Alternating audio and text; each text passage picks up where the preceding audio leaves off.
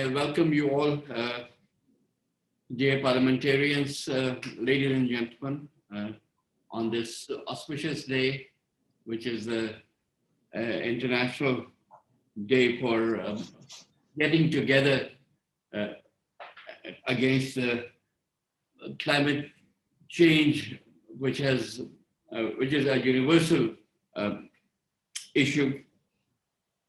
I, as a member of the AirQualityAsia, along with my colleagues, Shazia Rafi, Matthew Nolan, and my other colleagues in the Pakistan Parliament,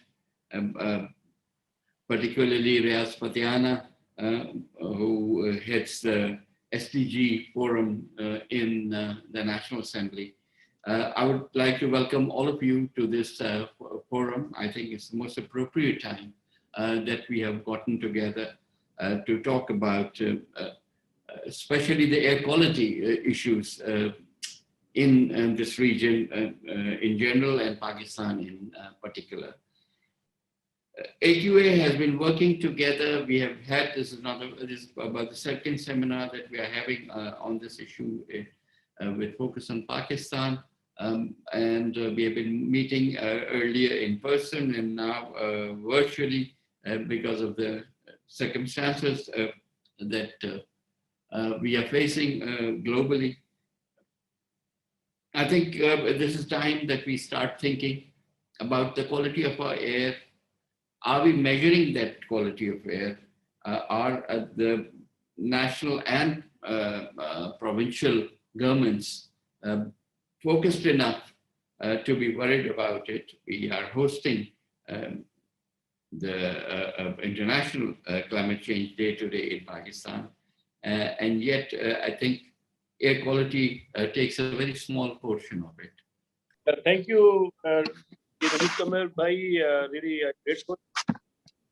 First of all, I appreciate the effort of Shazia, and I also congratulate Ramit Kamar, who worked a lot, and as well as Mr. Matthew, who is also here. All participants who are here,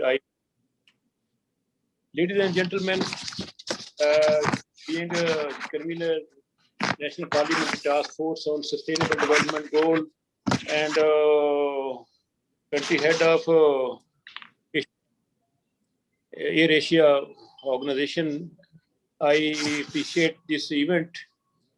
At present, here we are celebrating worldwide on this 5th of June every year.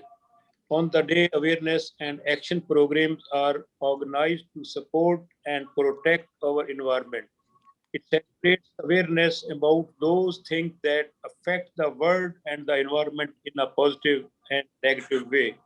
This day acknowledges us with the chance to broaden our vision, our opinions, and our responsibilities towards preserving and enhancing the environment. So, Pakistan is now stand on 5th, which is most vulnerable countries in the world who are facing climate change threat. Despite making only a minute contribution to global greenhouse gas emissions, Pakistan is one of the most climate impacted countries in the world. And if no measures are taken to reduce greenhouse gases, ladies and gentlemen, rapid unplanned urbanization and flooding contribute to the spread of diseases affecting women and children. Dengue is another reason, another problem. It's also important to understand the green economy, which means fostering economic growth and development, while ensuring that natural assets contribute to provide the resources and environmental services on which our well-being relies. To do this, it must catalyze investment and innovation, which all underpin sustained growth and give rise to new economic opportunities. Climate change financing becomes an important tool towards this. I am also aware of the climate finance unit at the Ministry in Climate Change is working with an objective to ensure a large scale and a more sustained impact on the global environment through partnerships with federal and provincial governments, UN agencies based on Pakistan's national priorities as well. Strategies to achieve greener growth are needed. If we want to make sure that the progress in living standards we have seen these past 50 years does not grit to a halt, we have to find new ways of producing and consuming things and even redefine what we mean for progress and how we measure it. We have to make sure to take our citizens with us on this journey, in particular to prepare the people with the right skill to implement benefits from the structural change. Ladies and gentlemen, as a way forward, the green economies geared to support sustainable consumption and production. An inclusive green economy is low carbon, resource conserving, diverse, and circular. It embraces new models of economic development that address the challenge of creating prosperity within planetary boundaries. The National Climate Policy guides us to develop strong institutional links and encourage undertaking studies on evolving patterns of climate change and integrate into climate change adaptation strategy. I hope in future Pakistan will be entered in more green country. Bismillahirrahmanirrahim. Honorable Minister, Honorable Anderson, Honorable Members of National Assembly and Senate, colleagues from the UN, development banks and civil society, Salaam alaikum, and greetings on World Environment Day from AirQualityAsia. AirQualityAsia is an international parliamentary advocacy group working with high-level Asian policymakers to implement the UN Sustainable Development Goals 2030 related to clean air. We have all been witnessing an unprecedented time this past year with COVID-19 pandemic and exacerbations of climate change. Almost 4 million lives have already been lost to COVID-19 and the pandemic is still ongoing. But parallel to the pandemic is a silent killer that continues to claim almost 9 million lives annually around the world, and that is air pollution. There is now clear evidence that COVID-19 pandemic death rates are worsened by over 15% because of air pollution.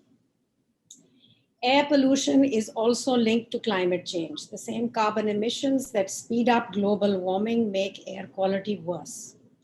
The right to clean air was proposed, as some of you know, at the Interparliamentary Union meeting, November 2013, by then Chairman Senate of Pakistan, Nayyar Bukhari. Clean air language was negotiated in SDGs 2030 by September 2015 and signed by all governments, including the Prime Minister of Pakistan, who was at that time the Sharif, Nawaz Sharif. 3 clean air SDGs, very clear 2030 targets, are specific, define the sources of air pollution, and lay out the implementation, monitoring, and financing framework of governments, UN agencies, and development banks. South Asia is ground zero for air pollution. According to the WHO, of the world's cities with the highest air pollution, 18 out of 20 are in South Asia, 3 to 4, depending on the day, are in Pakistan. In addition to the majority of deaths from respiratory illness, asthma, COPD, air pollution also causes deaths from lung cancer, stroke, and heart disease. According to the Global Alliance on Health and Pollution, these air pollution deaths have a bell curve. They rise as countries move from low income to lower middle income, lower and middle upper income, and drop as they reach high income. This is because our means of generating energy and means of production remain polluting, while higher income countries have, on the other side of the curve have more access to technology solutions that are green and clean. That differential is changing as green energy, green production technologies become cheaper and more accessible. Most important for policymakers like yourselves is how to pay for this much needed transition to a clean air economy. Part of the answer lies in transitioning the country's current cost of air pollution to the economy. According to the World Bank, globally, the cost of air pollution was 5.3 trillion in 2016. Pakistan's cost of air pollution was 5.8% of the GDP. Applied to our 2019 GDP, over $5 billion was leaking out of our economy in that year in air pollution costs. Within weeks of the COVID-19 lockdown, air pollution had dropped dramatically across the globe, and in Lahore, my hometown, we could see blue skies had returned. Nature restores herself if man's destructive activity can be curtailed. But of course, we can't permanently shut down the economy. And as you can see, if policies are not changed, pollution returns. So we must and can build back better. We know with data from California, Europe, Mexico, Chile, China, that air quality improvement policies work. Improving the environment also generates economic benefits.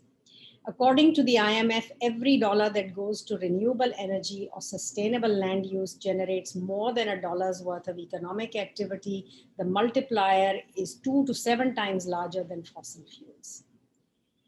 Your colleagues in parliaments across the globe, as you can see, are enacting green economy bills and programs, and we are working with some of these parliaments. One of them is the Philippines, a country also impacted by climate change. And as you can see, a very active parliament has a slew of bills that they have put in related to moving to a green economy. The latest House Bill 9181 is the Philippine Ecosystem Natural Capital Accounting System, or PENCAS Law of 2021, by AQA member Deputy Speaker Honorable Lauren Lagarda. This will mandate a measurement in Philippine pesos of the cost of environmental destruction. She says what we can't measure, we can't regulate or improve. So I would urge our members in Pakistan to look at this law, because it's a very interesting way to enforce and regulate. Pakistan is, of course, also embarked on a revived national clean air program. It's a very wide remit, from restoring our natural habitat, expanding renewable energy, reducing industry and transport pollution. This climate crisis that we are facing is our global ecosystem in severe distress, threatening the very survival of the earth, our home. I end with a few lines from Surah 99 of the Holy Quran, Al-Zalzala, the earthquake. Bismillahir Rahmanir Rahim. When earth is shaken with her final earthquake, and earth yieldeth up her burdens, and man saith, what aileth her? That day she will relate her chronicles, because thy Lord inspireth her. Thank you for your attention. Restoring ecosystems is a remarkable solution. It slows climate change. It brings back lost biodiversity. It creates productive land for agriculture. It provides jobs, restores nature's buffers against zoonotic diseases and pandemics, and helps vulnerable communities adapt to the changing climate. But restoration alone won't solve all our problems. We must stop further ecosystem destruction. But how do we do this?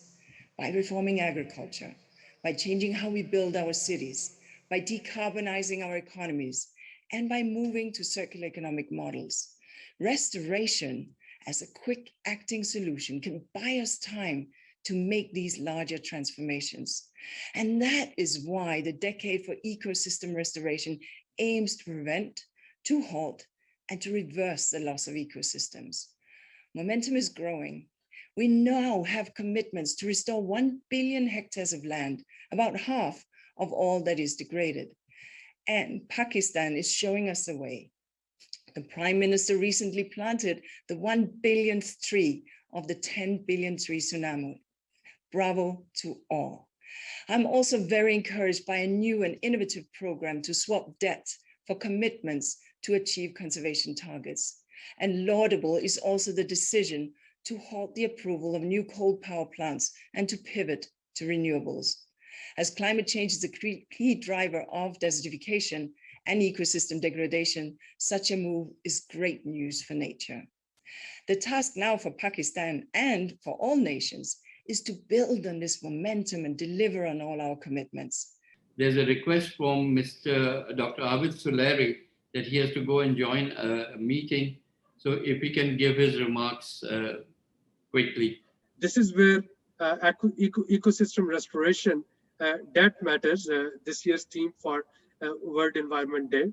So, of course, we have to restore our ecosystems, starting from farmland to mountains, to urban ecosystem, to coastal ecosystem, marine ecosystem. But most importantly, we have to take care of the quality of air in which we breathe, the quality of air in which we want our future generations to breathe. And for this huge task, no single government or no single UN agency can actually take care of it. We have to take a collective action, all of us. So whatever is possible in our own mandate or whatever is possible in our own resources, we have to do that. And I thank Shazia Rafi for taking this initiative, AirQualityAsia and STPI, Sustainable Development Policy Institute, the #1 think tank in Pakistan. We are more than happy to support any initiative that AirQualityAsia would be taking in order to have a cleaner and greener air, not only in Asia, but beyond. Thank you very much. Thank you, Abid. Now I will go back up the queue, starting with Honorable Munazza Hassan, Chair of the Climate Change Committee in the National Assembly, followed by Honorable Sherry Rahman, who is now the Chair of the Foreign Relations Committee, but he's also the head of the caucus on climate change in the Senate of Pakistan. Good morning to all the panelists in New York, and good afternoon to all the panelists in Pakistan. So today, as we are celebrating World Environment Day throughout the world, we are honored that my government has been given the lead and is reflective of its resolve to prevent, halt, and reverse degradation of ecosystem.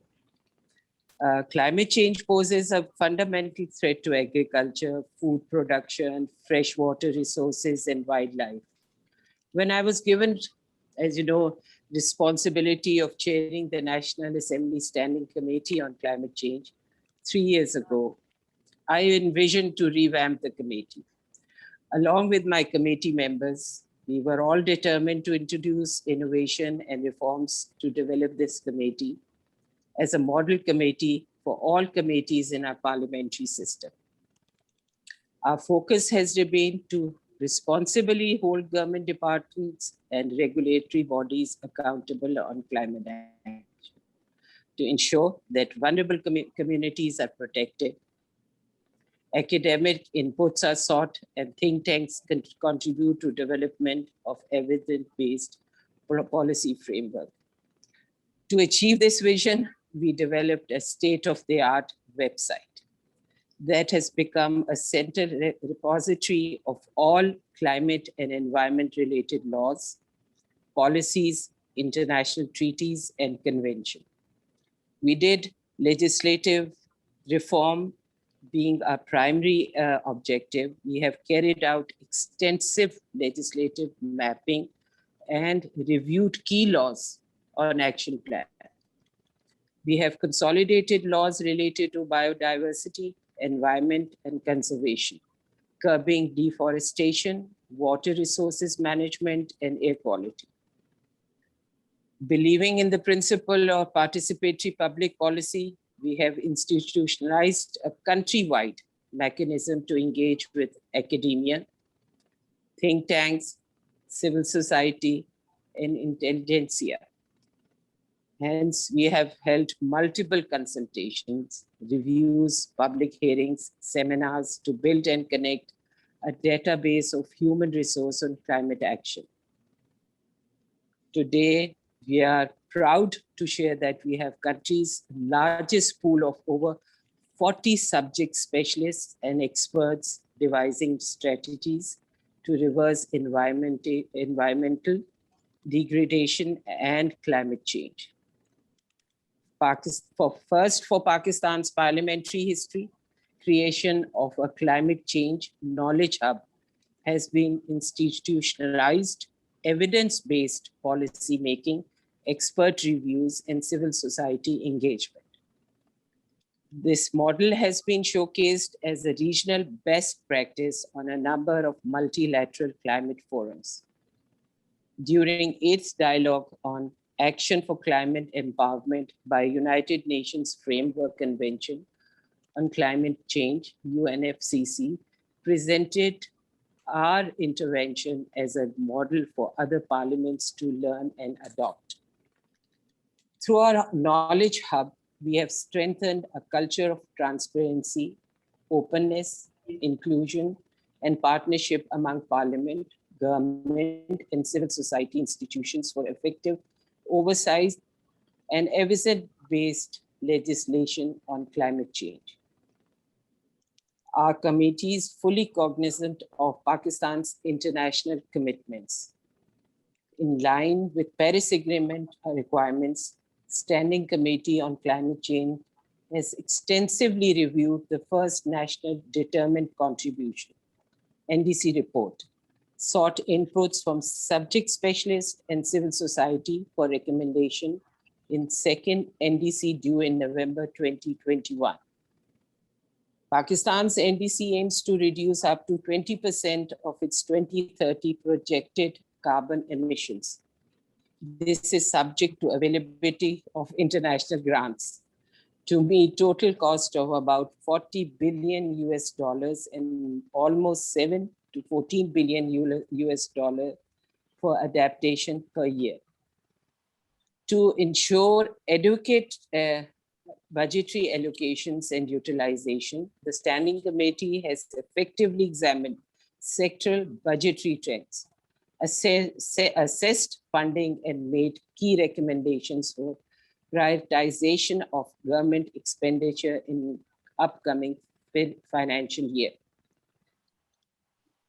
I'm a very strong believer that within parliamentary system lays a means of outreach and effective oversight that is imperative for efficient functioning of any government. With a range of priorities being spearheaded, it is vital that they be provided with correct legislative guidance and support. Today, National Assembly Standing Committee on Climate Change provides exactly this mechanism of innovation, evidence-based, that allows elected representatives to support the executive. It is such determination and commitment to the cause of climate action that has enabled this Standing Committee to stand apart from its contemporaries. Our government has firmly advocated for regional and global cooperation on climate change. Through multilateralism, we continue to voice a growing concern. Climate change is one of the defining challenges of our times that can only be countered through inclusive, cooperative, forward-looking policies at regional and global level. Before I end my presentation, I would like to share with our committee recommendations for second NDC. The committee recommended that concerned government departments may identify new sectors that were missed in the first NDC for Pakistan. These sectors are inclusion of youth, health prioritization, and blue carbon. Second, the committee recommended the revised NDC should include a cross-sectoral, whole-of-government approach to revise, review, and report on climate action. The committee also recommended to enhance institutional arrangements and governance approaches, increasing participation of state and non-state actors, such as development partners, UN agencies, private sector, as a part of a whole of society approach. I would thank you all for your time and patience. Thank you, Naveed. Yes, thank you, Shazia Rafi and Naveed Kamar and others and Monaza for this so far, this presentation. It was very good to see the National Assembly of Pakistan putting so much thought and focus on, I think, the most impending crisis of our time. And what's important to me is at this point, uh, making policy formulation as well as unity in action. And that is one of the things from the Senate's viewpoint that I find missing. As far as the Senate Climate Change Caucus is concerned, it's a voluntary, entirely voluntary body. And it is actually very heartening to know that senators attend without any, without being given emoluments or anything. They do this on their own. So the good news is there's a great level of commitment in parliamentarians to look at, to bring issues to the table, to review policy, to suggest formulas, to put agendas on a priority. But there is no ability, in my view right now, there's no capacity, ability, or actual fire in the belly at the federal level at this point to bring this, to make it all come together, to create a holistic policy that deals with water, that deals with air toxicity, that deals with the scale and nature, the sheer scale and nature of the climate crisis facing Pakistan. As you know, we're the fifth most vulnerable country in the world to climate stress. Now, as far as air pollution is concerned, it is impacted, and reducing carbon is impacted by almost every action, whether it be in how we generate energy, how we so even use water, because then just the pumping of water also creates its own carbon footprint. We become very kind of sanguine about the fact that we're replanting forests. That is nowhere close to a climate policy and air pollution mitigation or adaptation. Air pollution doesn't cut across borders, but there is always a public conversation, for instance, that displaces a responsibility. For instance, we can, for a few months in the winter, we are now getting a fifth season, say that we have, this is happening because the two Punjabs of India and Pakistan are affecting each other's air quality. So in Punjab, in Pakistan, most of the winter, which is literally 4 to 5 months, it has real seasons. You can't, children can't go to school. Actually, schools are being closed, motorways are being stopped, flights are being canceled because of the heavy smog. People are looking at crisis. They're looking at air pollution as the first danger. Now, if we identify air pollution and not water, we are going from crisis to crisis, but they're all interlinked in one sense. And why we even talk to Delhi that, okay, you've got your farmers have got to stop, burning their harvest or the extra wheat chaff they need to. We in Pakistan still have to take responsibility. The Punjab government, the federal government still has to say, all right, the brick kilns and the big cement factories that emit the noxious fumes, the toxic fumes, have to stop using the material that creates that black smoke. We have recommended the car emissions to change, the fuel emissions and the fuel quality to change, the Euro standards have to be complied with. That has still not happened. And I would recommend strongly that climate change has to happen, and attention to very big ticket items has to happen from within our own governments. It can't just be about making presentations abroad. For that, climate change ministry's budgets, and the budget is coming up, and I want to tag this for my National Assembly members, the climate ministry should be upgraded instead of being downgraded. Last year, it was almost completely wiped out with its budgets and resources losing all agency and salience. So this kind of attitudinal change has to happen. Yes, we are victims of climate injustice internationally, and we will trade on our lack of, we must trade our carbon for profit abroad. and for climate justice, but you still have to take responsibility at home. And that is what I would point to and advocate for. So thank you very much for bearing with me. Thank you, Sherry. Mr. Amin Aslam, who is really the czar of environment and climate change in Pakistan. Bismillah ar-Rahman ar-Rahim. Thank you, Naveed Saab, for kindly allowing me to speak. I'm very glad to be joining this session, and I'm very glad to be part of this session on a day which is a proud moment for Pakistan. Pakistan is today the global host for the World Environment Day. Now, I just want to speak about Pakistan's role in this global fight, and all of the global leadership. And there is no other global leadership except what we saw on the table today. They are the voices that matter in the environmental field. And they all acknowledged and praised Pakistan's efforts, especially on nature-based solutions, especially for using nature as a tool to combat climate change, to mitigate and adapt to it. The 10 billion tree tsunami came up. The Protected Area Initiative, which is expanding the protected areas in Pakistan, came up. We also announced today, 2 new marine national parks. We announced a new bond challenge pledge of restoring over 1 million hectares of forest. And we talked about a project called Recharge Pakistan, which is actually going to talk about the water deficit that was mentioned in the previous speaker, and about how we should be using our flood waters to recharge our degrading ecosystems of the wetlands, and also adding to the aquifer below the ground. I just want to take some time to talk about air pollution also, because that was raised. When we came to power, air pollution definitely was a big issue. It still is. It's one of the biggest silent killers in Pakistan. But we went about it in a very organized manner. We tried to see a portion where the problem is coming from, and we found out 40% comes from transport. We've come out with our EV policy. Just today we unveiled Pakistan's made in Pakistan EV motorcycles, EV bikes, EV rickshaw, and an EV car which is coming up by the end of this year. We want to transition towards the electric vehicle technology.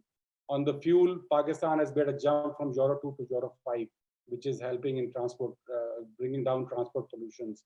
On the brick kilns, which is another source which comes in just in the last 8 months, we have converted 100% of the brick kilns in Punjab province at least to the brick kiln technology. This was an idea which was there, for the last 3 years, but was not happening. But now it has happened in 100% of the brick kilns. Similarly, for this, we have introduced a new technology called the Happy Seeder, which addresses the issue of crop burning that happened and adds to air pollution. That was tested last quarter, proved very successful. There was a lot of buy-in from the agriculturists, and now we're going to scale it up in the present project. The one issue that remains is cross-border air pollution. That is an issue we cannot handle in Pakistan. It has to be handled at a regional level or at a global level. And unfortunately, all the regional forums which are available for this to be discussed are inoperative at this time. So that's a roadblock that we are facing, because when whatever we do in Pakistan, when the wind direction changes, we get this plume coming in from our neighbor, which we can't fight. But having said that, I just want to add that Pakistan on its part is doing much more than really is expected at the global level. But we are doing it because it matters for Pakistan. We're doing it because Pakistan's future generations need it, and we'll keep on doing it. And inshallah, as I said, it's a proud moment today that whatever we've done over the last 3 years, which has happened for the first time in Pakistan, is really a source of pride for all Pakistanis. Thank you very much. I see Dr. Joy Kim here on the screen. So why don't we start with you, Dr. Kim? Thank you. Thank you very much, Mr. Chair, and then good afternoon, ladies and gentlemen. It is my great honor to be able to participate in this webinar on the World Environment Day. As Minister spoke about the current situations where we are with the pandemic, allow me to speak about how to tackle climate change and transitioning to a green economy in the global context of recovery from the current pandemic situations. particularly the role of fiscal policy. Next one, please. I think it has become very clear that what we need is a green recovery. According to the IMF, the economic multiplier of green recovery is 7 times higher than that of conventional recovery. UNEP has also developed a global model to compare green versus conventional recovery stimulus, and it shows that green recovery will result in higher GDP and can also reduce global emissions by 14% in 2030. Also, the investment in clean energy and building efficiency would add 20.5 million jobs by 2030 compared to 3 million jobs under a conventional recovery. Next one, please.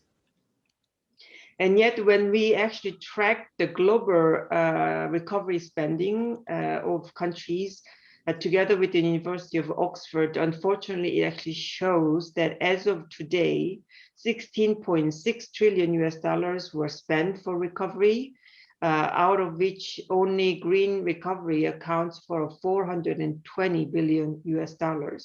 So there is still a long way to go, and we are actually at a very critical junction at the moment, because the recovery spending that we put in right now is going to set the direction of not only our economy, but also our environment in the coming future. Next one, please. Having said that, there is also huge disparity of financing capacity between the advanced economies and developing economies. Our analysis shows that advanced economy spending for recovery was 17 times higher per capita than that of emerging and developing economies. Not to mention that there is a very significant fiscal constraint in many developing countries, and in particular, low-income countries are at a high risk of debt distress. So unless we actually address these issues, it is very likely that developing countries are going to miss the opportunity to build back better and then build greener and fairer recovery. So there is urgent action needed also for advanced economies to wield the leadership to support such recovery. And there is a need to increase breathing room and the fiscal space for indebted low-income countries and developing economies. Innovative financing measures such as debt swap for climate and nature is important, and UNEP is also ready to work with other partners on this issue. Next one, please. At the same time, there are other measures that can be considered by countries when they actually build a recovery for greener and the fairer ones. One is to reduce the inefficient government spending. That actually includes, things like fossil fuel subsidies, which is also climate damaging. Unfortunately, when we actually look at the COVID-19 support to energy sector, this is for G20 countries, the support in the fossil fuel intensive sector amounted to $277 billion, while that in clean energy sector was lower than that. Next one, please. Another inefficient government spending that is also climate damaging is agriculture support. UNEP, together with the UNDP and FAO, is going to launch soon a global report on the impact of agriculture support on climate, nature, and health. And it shows that globally agriculture support to the producers, it amounts to $650 billion. And if we remove such support, it is estimated to reduce greenhouse gas emissions by 78.4 million tons of CO2 equivalent in 2030. Next one, please. There are other measures that also play a pivotal role to tackle climate change. That is pricing carbon, for instance. As of 2021, only 21.5% of global greenhouse gas emissions are actually covered by various carbon pricing schemes. But the World Bank report shows that it can also create a huge revenues that can be redirected for other purposes. So in 2019, for instance, the carbon pricing schemes generated globally $48 billion US. Next one, please. And finally, to mention that there are various fiscal measures that can also play a key role in terms of addressing air pollution and reducing climate change issues as well. Measures such as fuel taxes, vehicle taxes, fiscal incentives for clean vehicles, and the vehicle registrations can shows that it actually was very effective to reduce air pollution. We have done a country case study in Indonesia that also shows that these fiscal measures to reduce air pollution created revenue which amounts to $1.6 billion US. To conclude, ladies and gentlemen, there is a key role that the fiscal policies can play to build a greener recovery, but also to tackle climate change and reduce pollutions. And it shows that the proactive fiscal policies, such as early investment in climate change adaptation, can help countries to become more climate resilient. And for these fiscal policies to be successful, what is needed is a broad support of the public, together with the well-designed communication strategies and the mitigation measures. Thank you very much for your attention. Thank you. Thank you very much, Dr. Kim.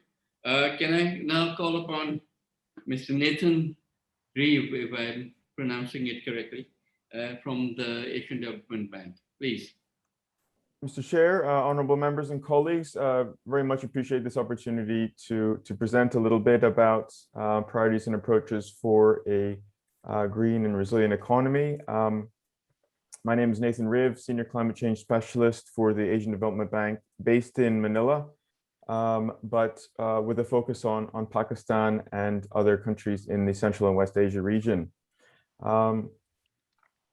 Like the previous speaker, I will talk a little bit about these issues around green and resilient economies in the context of a COVID recovery.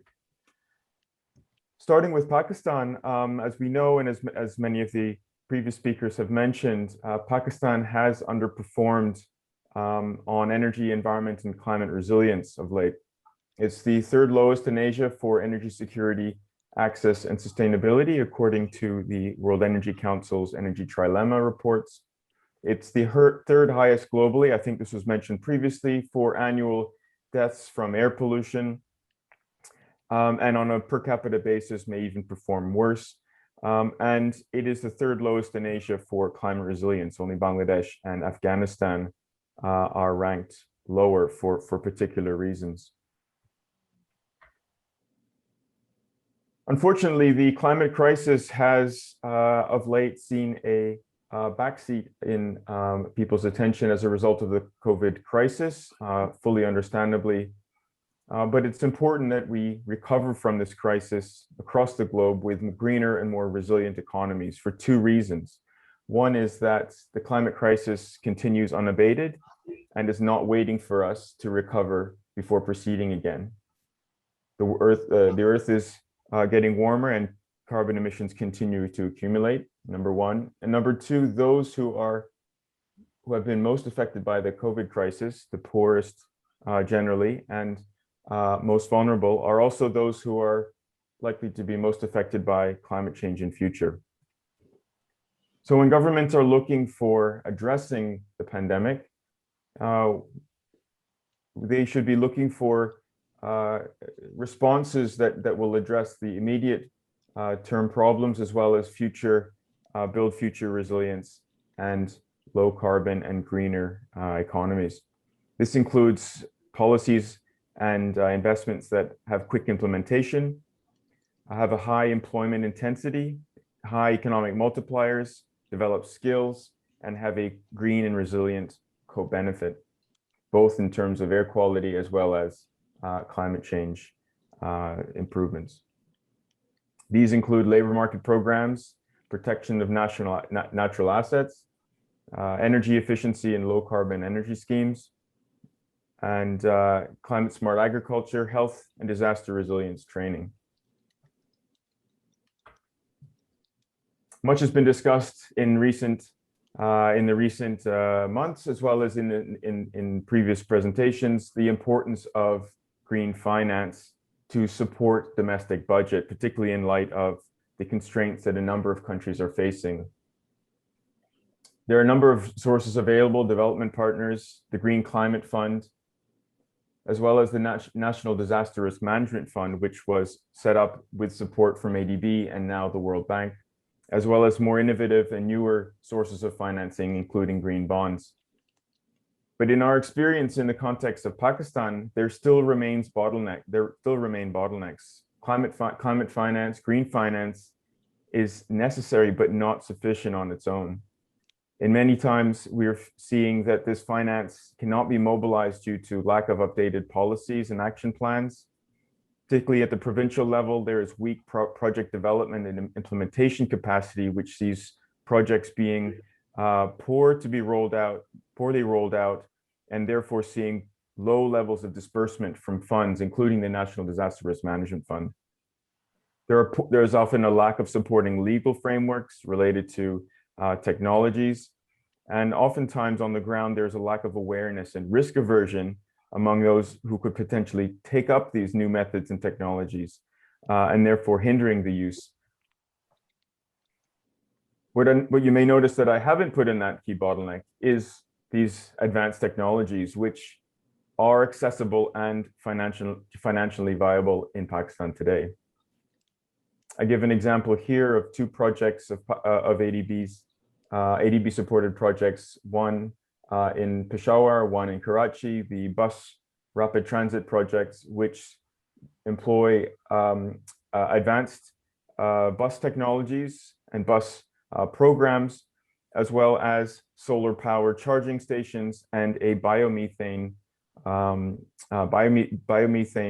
plant in Karachi, which is fueled by livestock waste in the surrounding area, therefore supporting two objectives, which is reducing the impact of this livestock waste, as well as providing a cleaner burning fuel for urban transport. So ADB is supporting Pakistan's green recovery through its newly approved ADB country partnership strategy, which for the first time, and certainly more than any time before, is stressing climate change and environment and a green recovery from the COVID pandemic. Key areas of support include reducing electricity costs and mitigating climate change through low carbon technologies, building climate and disaster resilience for the poorest, and strengthening rural value chain infrastructure. A number of these projects across all sectors feature green and resilient aspects and principles. The Energy Sector Reforms and Financial Stability Program incorporates the implementation of renewable energy laws and plans. The Sindh Coastal Resilience Project is supporting more resilient livelihoods and infrastructure in the Sindh coastal region through combining hard engineering as well as nature-based solutions. ADB's urban development projects in a number of provinces incorporate traditional technologies such as wastewater treatment with green infrastructure to support a more amenable and friendlier urban environment.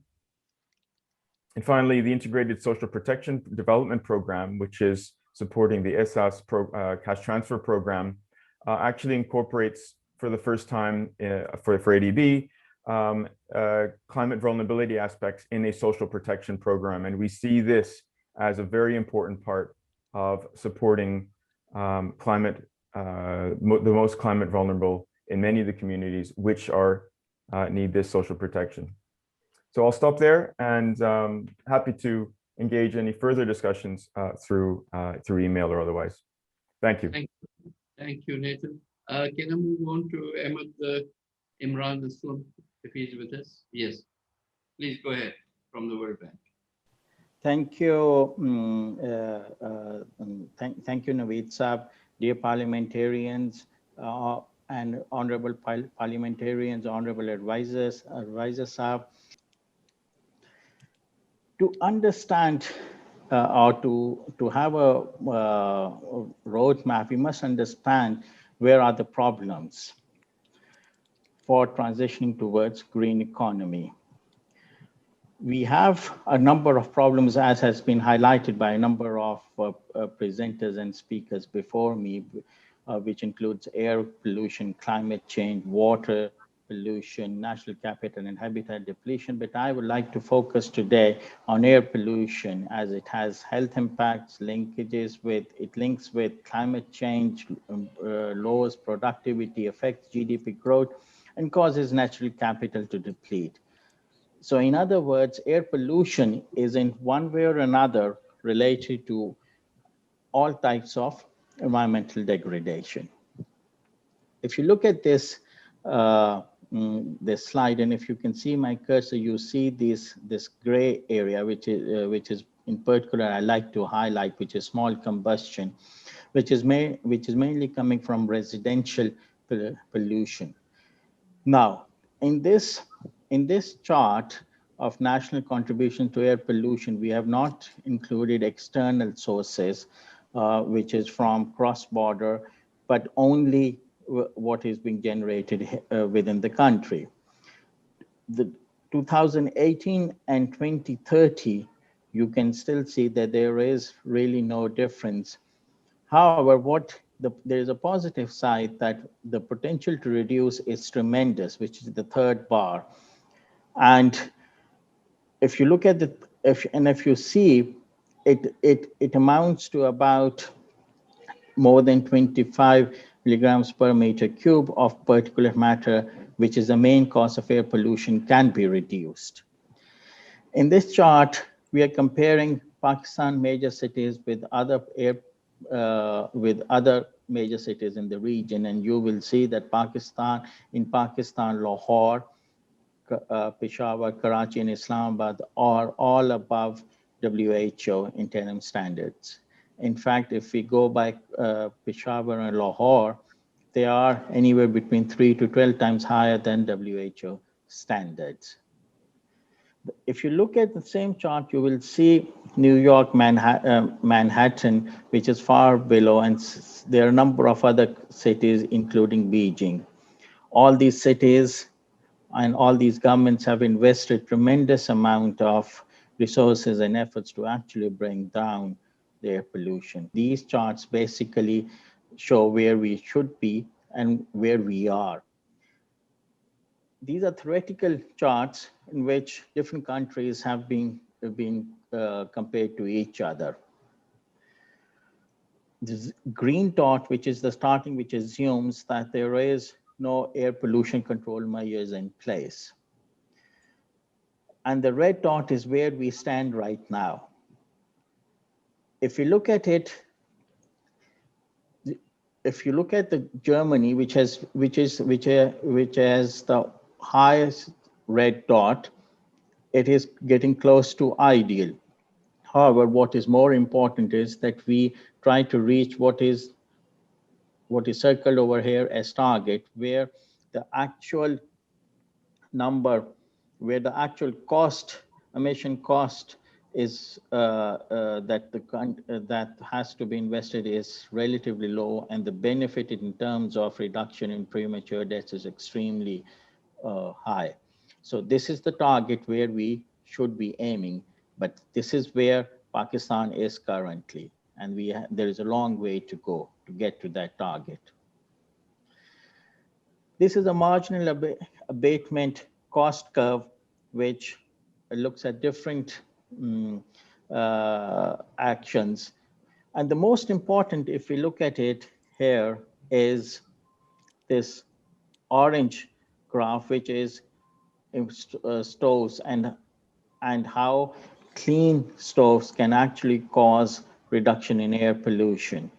If you look at it over here, it is its impact is about 10 milligrams per meter cube, and its cost on the cost wise, it has a negative cost because it is not an expensive proposition at all to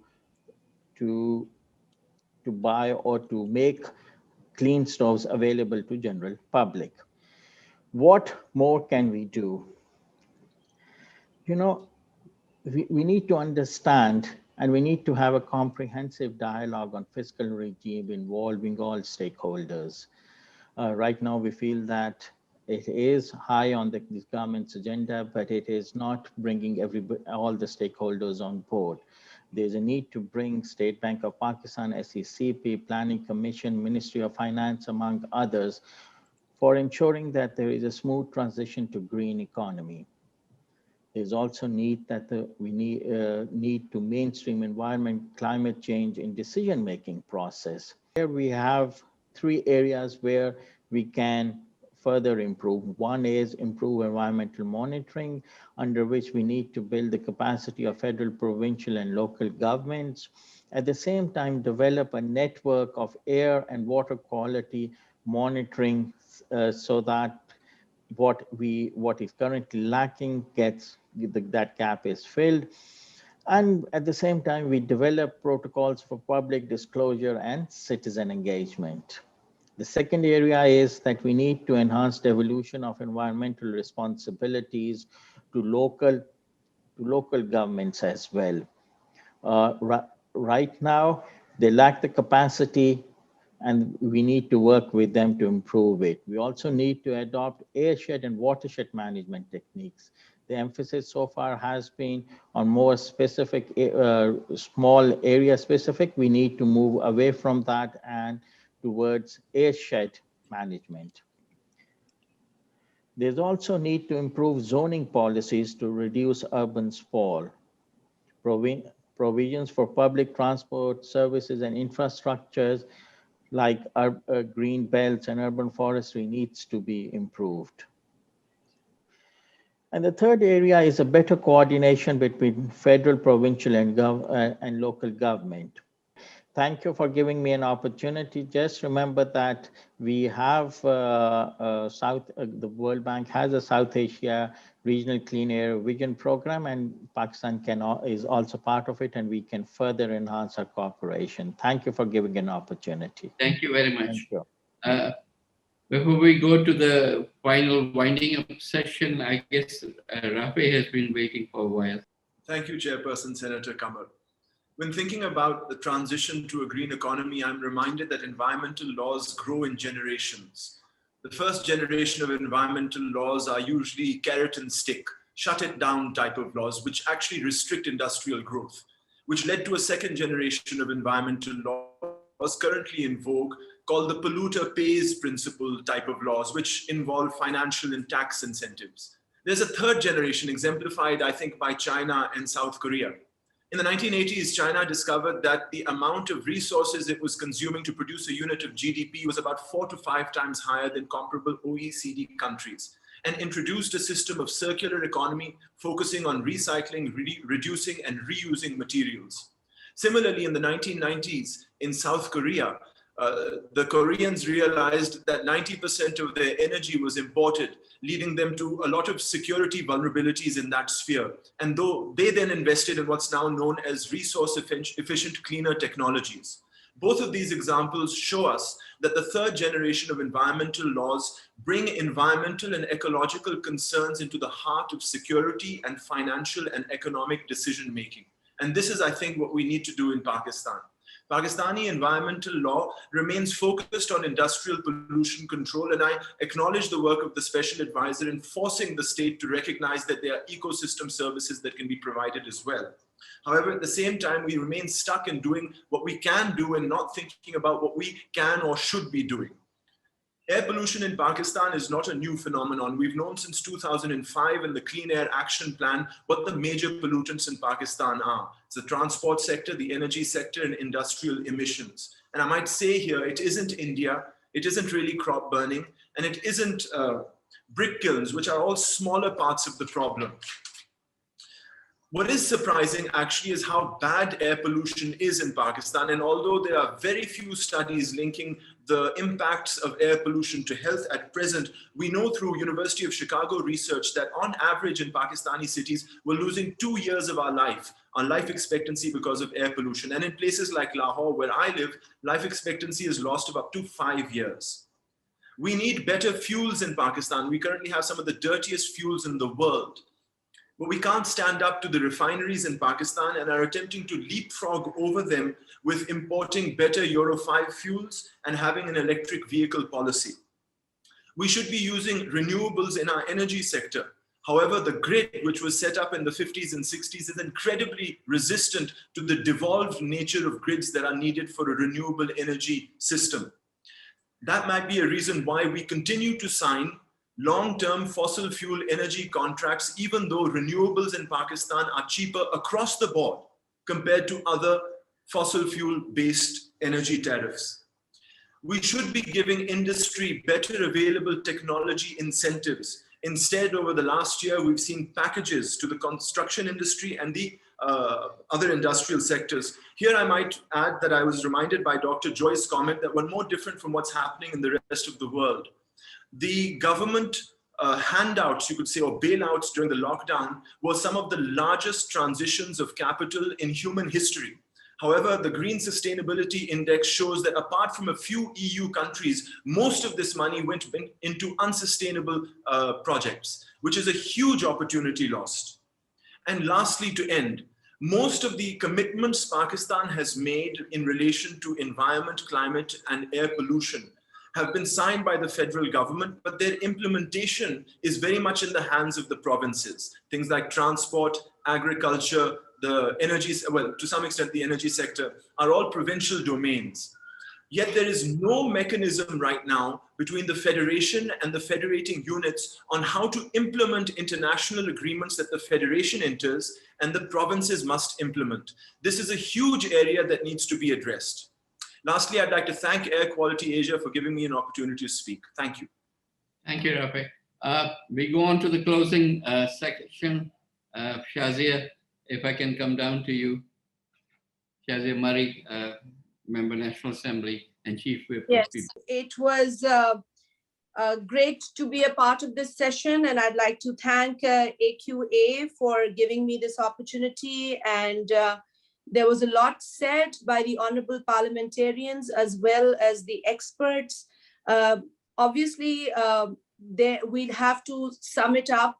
I don't see a more expert opinion can add to this thought-provoking discussion. Whatever said was very useful, and we must now walk the talk. That's most important. I feel that as raised by the experts, an important point was greater coordination, or rather coordination between federal government and the provincial governments, because it's very important. If I look at the good work being done at the federal level, I see great work being done at the provincial level, but somewhere we seem to be missing the message, the holistic message, and that is to address the problem that of air quality, which is greatly affecting our everyday life. And the numbers that Shazia Rafi shared with us, 5.8% of the GDP is the current cost of air pollution to our economy. It's quite scary. Plus the health issues. I am a mother, I have a daughter who suffers from asthma. I understand that this air is not good for my child and so many other children living in Pakistan. So I feel that there has to be more action on whatever we've discussed. And thank you everybody for sharing the great presentations. And it was lovely listening to everyone. Thank you. Thank you very much, Shazia. I don't know if Honorable Chandana Gulzar is with us. She's very much here, sir. Assalamu alaikum. Yes, assalamu alaikum, please, Chandana, over to you. Thank you, sir. I'm afraid I'm traveling, so I don't have enough data to be able to broadcast myself by video, but audio should be okay, I hope. Okay. Thank you, Naveed sir. Thank you also to Shazia Rafi. I've had an opportunity to listen to everyone, and there were some factual discussions, some were data-backed. I think as a member of the government, there's a couple of things I could say, putting on my trade hat. Anything to do with the transition from one form of an economy to another. Of course, the presumption being that where we are is less than optimal and we have to go to a better, an optical economy. I'm afraid a couple of things have been missed. And one of them was when you're doing a transition of economies, there's an accompanying transition, which is of skills, green skill building. And that is in Pakistan, not necessarily, but in other countries as well. Right now, the biggest employer of our workforce is agriculture. And so if we would, and Naveed Sahib is also a part of the subcommittee on agriculture, the subcommittee that the speaker has set up. We've seen that one thing where we lack, but this is not just a Pakistan problem, globally, the reason we don't see a smooth transition to green economies is because nobody is yet ready to replace one sector of a polluting sector of the economy with non-polluting sectors. We've discussed capital, we've discussed the investment patterns. I'm afraid being a former negotiator for Pakistan at the WTO in Geneva, all too often I've seen, and this is in no way across the board, but in general, the larger developed economies have so far stepped back from taking on more responsibility, and the sort of bucket of responsibility is then dropped on countries like China, like India, who have huge populations, and they have to ensure that food is available for their populations by and large. The second issue, which I highlight not as a criticism, but as a fundamental error now that I work so closely in agriculture, is that post 18th Amendment, we don't see any build-up of nexus between the federations and the federating provinces, the center and the provinces, on how these laws that have been made, and we've got plenty of laws, we've signed up to plenty of conventions under the GSP program of the EU, including the GSP+. So I think we also have to do, and this shouldn't be so hard, perhaps our environment minister could do this a sort of, and we do this often in the SDG Secretariat, we do a quick legal exercise. We do a vetting of all the laws in Pakistan, who's doing what, because before 1997, when you had the PEPA, certain things were easier to do. Now, post 18th Amendment, it's not very clear who has to do what. And unfortunately, the environment problems are not provincial problems. They are country problems, as we saw in the locust attack. So my two bits are here. One, skills. NAFTEC and TEFTAs are both well placed to do that. If we want a green economy, you need to have green skills, and we don't have those yet. Green products will follow soon. The WTO, we still don't have a breakthrough after 15 years of negotiations as to what defines a green economy and what is a green product. So we'll discuss that later. But right now, we don't have enough production because people, frankly, don't want to go that way. And secondly, I think what the Federation could do, a large number of parliamentarians present here, is to call the provinces into one meeting, sit down with all of them, and the Federation should also figure out who's supposed to do it, because I don't think that exercise has been carried out on a commerce level. Sure, it may have been carried out on a simple legislative level, but if just because industry and food are now provincial subjects as well. So there's very little the Federation can do if you look at the rules of business, unless we get the provinces on board. And I don't think that's such a hard thing to do. So I'm going to stop there. Thank you for the time. And thank you, Naveed Qamar Saab, for your wonderful chairmanship.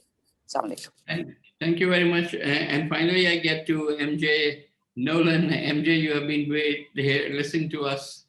Oops, sorry. Thank you, Naveed. Excellencies, honourable members of the National Parliament, distinguished participants, ladies and gentlemen. On behalf of AirQualityAsia, I want to thank both speakers and the audience for joining us in tackling the climate crisis, transitioning to a global green economy. This is the second webinar in the series, is initiated in April 2021 at the Climate Summit in Washington, DC. AirQualityAsia and the US Asia Institute brought together American legislators and parliamentarians from around the world to discuss the role that the legislators can play in crafting sustainable solutions to mitigate climate change. Through this series, we want to share best practice and the latest available data to ensure that future generations in Pakistan and indeed around the world can live healthy lives in a healthy environment. Pollution of air, water, and soil by human activities is the biggest cause of illness and death globally, according to the WHO. Based on our experience in the European Union, concerted action involving national, subnational, and city agencies is required to ensure that regulatory requirements are actually enforced.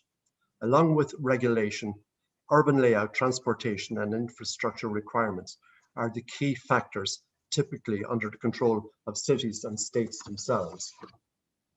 All of these efforts require the availability of adequate human and financial resources, and therefore an appropriate regulatory budget allocation. These in turn rely on solid public and political backing for this program of action. Establishing an effective administration is a global process. Therefore, change in the regulatory regime in Pakistan and across the globe must be supported with a budget and political backing sustained over a number of years.